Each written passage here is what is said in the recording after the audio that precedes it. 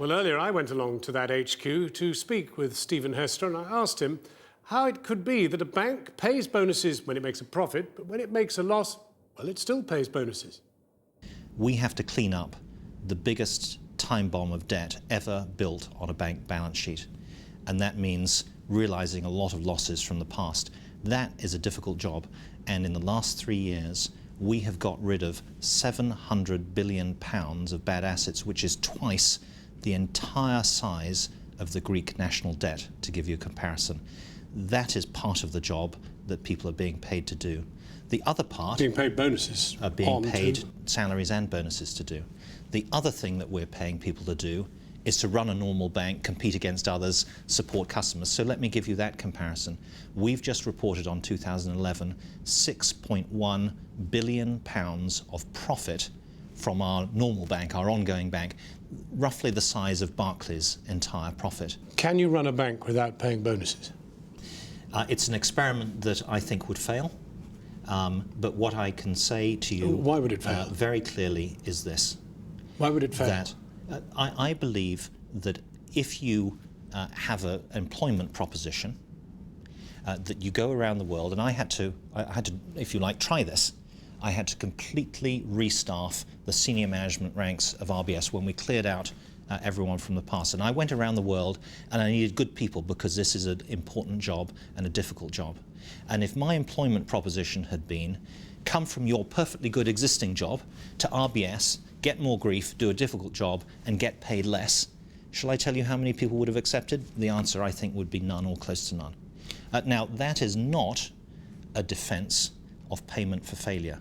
We have reformed, we must reform, and I am very clear, if you deliver results, you should be rewarded. You should be rewarded in the minimum way we can get away with, because we're a commercial organisation that wants profits, but we want you to deliver results. If you deliver failure, your bonus goes down, you get no bonus, or maybe you have no job. But there's one other thing you were supposed to be doing, and that was lending to small businesses. Now, there are two yardsticks by which this can be judged. You've met one of them, which is the smaller target, but the bigger target, met by Barclays, met by HBOS, met by Santander, has not been met by you. Last year, we lent 48% of all money lent to small businesses, basically the same as all the other banks added up. Now, anyone, but nevertheless, you were set a target to go even further. And by the way, that is in excess of the target that we were set. But anyone who thinks that lending half of all the money that small businesses take in this country is a bad performance, I'm afraid lives on a different planet than I do. But there is the bigger target, the capacity target, which is the one which was met by your competitors. But let's, we can argue about targets all day long. Let's just simply look at the facts. Why are you not able to lend more to small businesses? One of the issues that we all have to confront is right now the UK economy is flat as a pancake, and people don't have confidence. Not just businesses, people. People are unconfident about the future, and when people are unconfident, when businesses are unconfident, they don't invest, they save more, they pay down debt, they pay down their credit card, they don't take an extra holiday, whatever. Now, your competitor, semi-state-owned bank, Lloyds, has clawed back some of the bonuses of old because of PPI mis-selling. Are you looking to do that?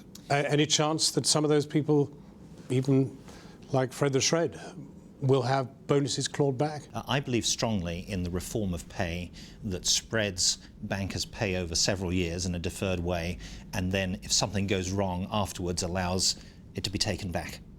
We introduced it in 2008, and we use it regularly, and we've used it, I think, in at least 36 cases this year. So Lloyds have made more noise about it than you have? These are private matters between us and individuals, so I'm not going to trumpet it. But specifically on PPI, we are in a different position than Lloyds, apart from the fact that it cost them £3 billion and our shareholders £880 million. That's a rather different position. But the entire management team that was responsible for RBS when PPI business was done have gone. One presumes you didn't go into business or banking to experience what you've experienced in the last 6 months to a year in terms of the way you've been treated. Look, it's been personally wrenching, terrible, difficult. Other people have terrible and wrenching things, so I'm not trying to set myself aside or in any way special. Of course, I'm human. And I don't blame anyone. You know, we're in the vortex of some really challenging societal, political, economic things, and you know, there are casualties of that. And so I think, as far as I'm concerned, I've picked myself up, dusted myself off, and you know, we're moving forward. And I want RBS to move forward. I think we can, and I think that's the best answer to looking backwards. That was Stephen Hester of RBS.